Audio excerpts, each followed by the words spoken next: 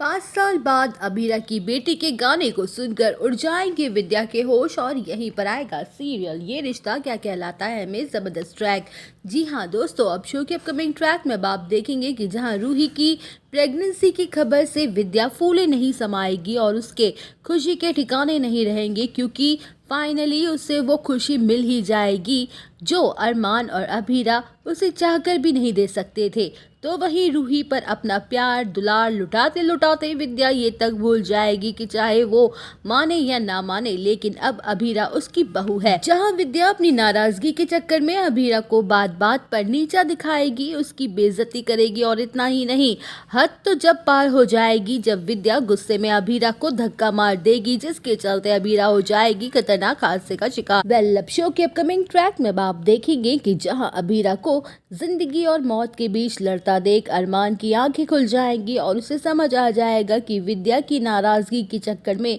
उसने अपने रिश्ते को ना तो इम्पोर्टेंस दी और ना ही उसकी वैल्यू रखी। तो वहीं अरमान ये बड़ा फैसला कर लेता है कि अब चाहे विद्या उसे माफ करे या ना करे उसे कोई फर्क नहीं पड़ता है, लेकिन उसने जो अबीरा के साथ किया है उसके लिए वो अपनी माँ को कभी माफ नहीं करेगा। और इतना ही नहीं, अब वो और अबीरा पोद्दार निवास के साथ साथ पोद्दार फर्म को भी हमेशा हमेशा के लिए छोड़ के चले जाएंगे। वेल, शो के अपकमिंग ट्रैक में आप देखेंगे कि जहां अबीरा के साथ हुए हादसे के बाद शो की कहानी में आएगा पूरे 5 साल करीब, तो वहीं अरमान और अबीरा दोनों दूर कहीं अपनी प्यारी सी छोटी सी दुनिया बसा लेंगे, जहां पर उनकी 5 साल की छोटी सी प्यारी सी बेटी भी है। तो वहीं अपने एनुअल फंक्शन के दौरान वो वही भजन गाते हुए नजर आएगी जो अक्सर उसकी माँ अबीरा गाया करती है, जहां पर पूरा पोद्दार परिवार छुट्टियां मनाने पर के लिए आया हुआ होता है मसूरी की। तभी लाउड स्पीकर पर उसके गाने की आवाज गूंज उठती है और जिसको सुनकर